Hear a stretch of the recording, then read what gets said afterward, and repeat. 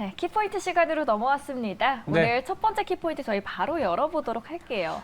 첫 번째 키포인트는 이제 경기적인 측면을 좀 얘기해 볼 필요가 있을 것 같습니다. 지난주에 워낙 많은 이벤트들이 있었잖아요. 사실 이벤트라고는 하지만 잭슨홀 그리고 네. 엔비디아의 실적이었는데 이제 이번 주에는 또 월말 월초다 보니까 이 경기를 판단할 수 있는 경기와 물가를 판단할 수 있는 지표들이 상당히 많이 나옵니다.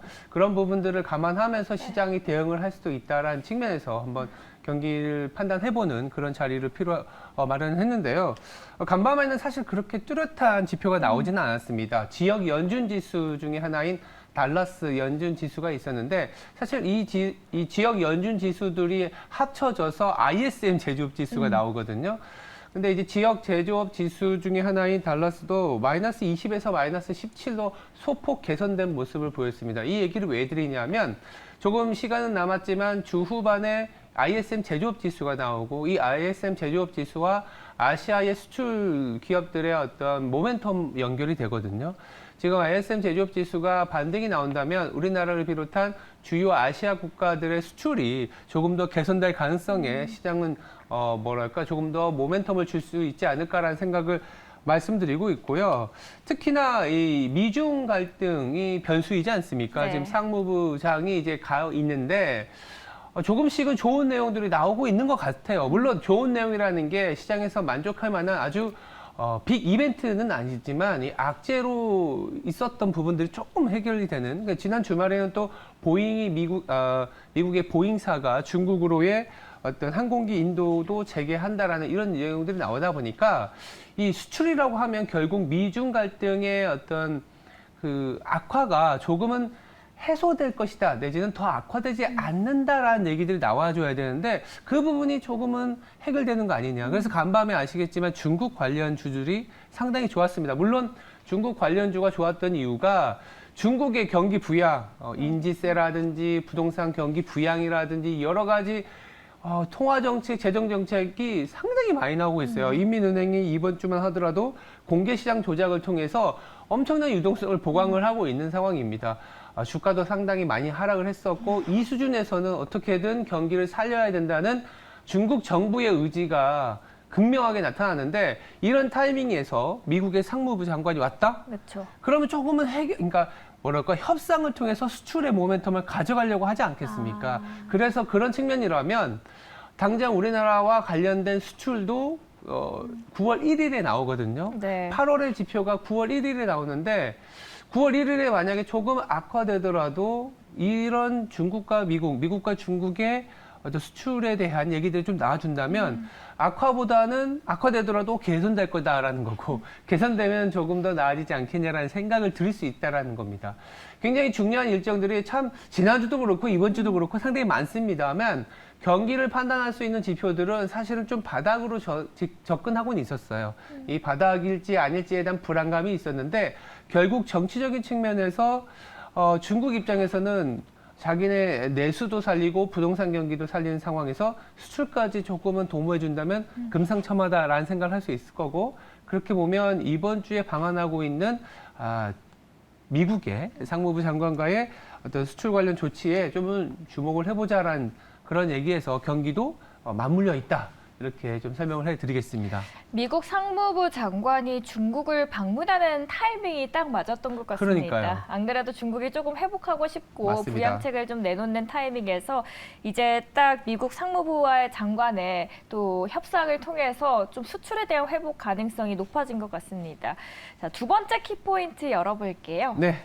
두 번째는 이제 액티브 시장이라 그래서 이게 어떤 얘기냐면 결국은 우리가 시장에서 종목을 선택을 했을 때 그 종목이 수익이 나느냐 안 나느냐는 그냥 시장의 컨디션이거든요. 네.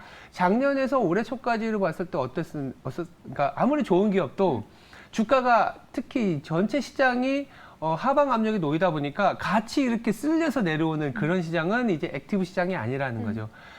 종목 선택을 잘 하더라도 사실은 이제 수익이 안 나고 올해 같은 경우 만약에 2차 전지가 있었지만 그렇죠. 작년에도 사실은 사업은 비슷했을 거잖아요. 근데 작년에는 주가가 안 되다가 왜 올해만 됐을까요? 이게 사실 액티브 시장이 됐다라는 얘기를 드리는 거고 어떻게 계산하는지 모르겠지만 골드만삭스에서 가장 최근에 낸 보고서를 보니까 개별 기업 이슈에 의한 종목 상승 비율이 한 70% 가까이 되고 있다. 그만큼 물론 종목을 잘 골라야 되는 것도 있지만 이제 기업을 선택을 했을 때 그 기업이 실적이 잘 나오고 어떤 성장성이 있다면 충분히 시장 내에서 움직임이 강한 흐름을 보인다라는 얘기인데 사실 지금 투자자분들은 특히 우리 한국의 시장에 투자하시는 분들은 너무나 잘 알 것 같아요. 8월 같은 경우에는 소위 말해서 하루 단위로 테마가 변하는 시장이었지 않습니까? 그 얘기입니다. 그만큼 종목 찾기가 활발해지는 시장이고 이 종목 찾기가 활발해지는 시장이 더 이어질 수 있다라는 얘기를 하고 있는 거예요. 골드만삭스 같은 경우. 왜냐?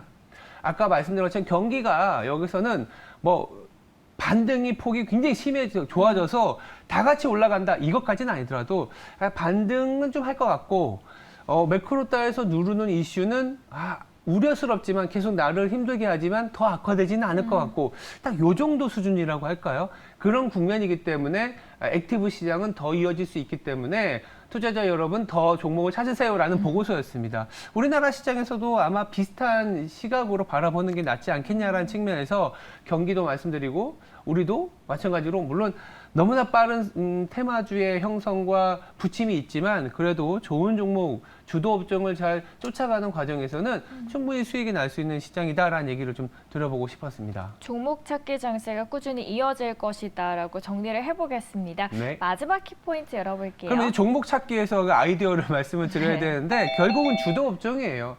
그러니까 시장이 지금의 상승세 2023년에 저점에서 지금 계단식 상승을 이어오고 있고 공교롭게도 9월을 앞두고 다시 한번 계단식 상승을 가려는 타이밍에 어떤 주도 업종일 것이냐.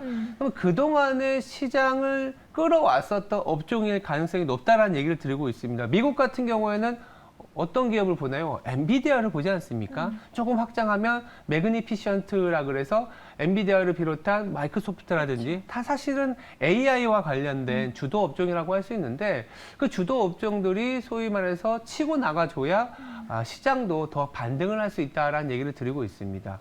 우리나라로 조금 전환해서 보면 우리나라도 물론 AI와 관련된 반도체가 자리를 잡아줘야 되는 부분들도 있고 우리나라에선 좀 더 성장성 있고 모멘텀이 강한 게 좀 2차 전지였다라는 점. 2차 전지가 7월에는 거의 시장에서 어떻게 보면 수급을 다 빨아들이면서 다른 업종으로 갈 수 있는 수급을 좀 제한했다면 8월에는 조금 그런 형상이 나타났지만 어떤 주도 업종일지 몰랐었어요. 근데 이제 9월 됐을 때 만약 시장이 반등이 나온다면 2차 전지가 비싸긴 하지만 반등이 나와줘야 된다는 측면을 다시 한번 말씀을 드리고요.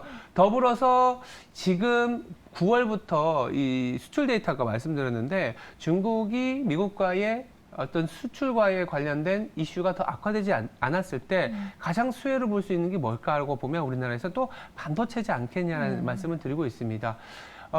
동일한 이제 월가의 시선, 뭐 이를테면 골드만삭스에서 이 AI와 관련된 그 기업들을 좀 세 분류로 근데 영어로 너무 어려워서 가장 중요한 거는 이제 이네이블러라 그래서 그냥 치고 나가는 AI에서도 상당히 중요한 섹터가 어디냐라고 했을 때는 AI 기술을 구축하는 이제 반도체와 그런 관련 장비 업체다라는 거죠. 밸류 체인을 형성하는 과정에서 일단 이 토양을 만들어야 되지 않습니까? 이 토양을 만드는 기업들이 AI, 엔비디아라는 부분이고 엔비디아를 이제 얘기하면 당연히 우리나라는 SK 하이닉스와 삼성전자를 얘기할 수밖에 없는 HBM 시장까지 연결이 되는 거고 그 다음이 뭐냐? 하이퍼스케일러라 그래서 우리가 흔히 얘기하는 클라우딩 서비스를 제공하는 기업들이에요. 클라우딩 서비스를 제공하는 기업들은 마이크로소프트라든지 구글, 아마존인데 이런 기업들이 이제 엔비디아에서 이런 AI와 관련된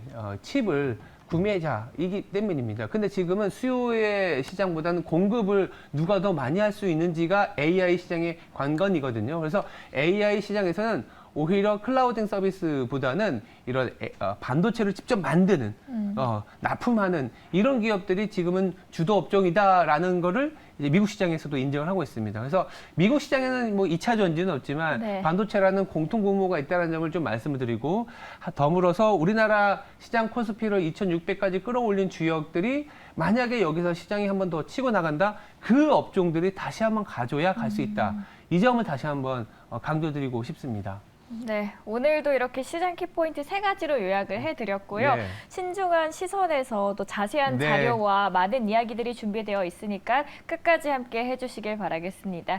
지금까지 시장 키포인트 함께 하셨습니다.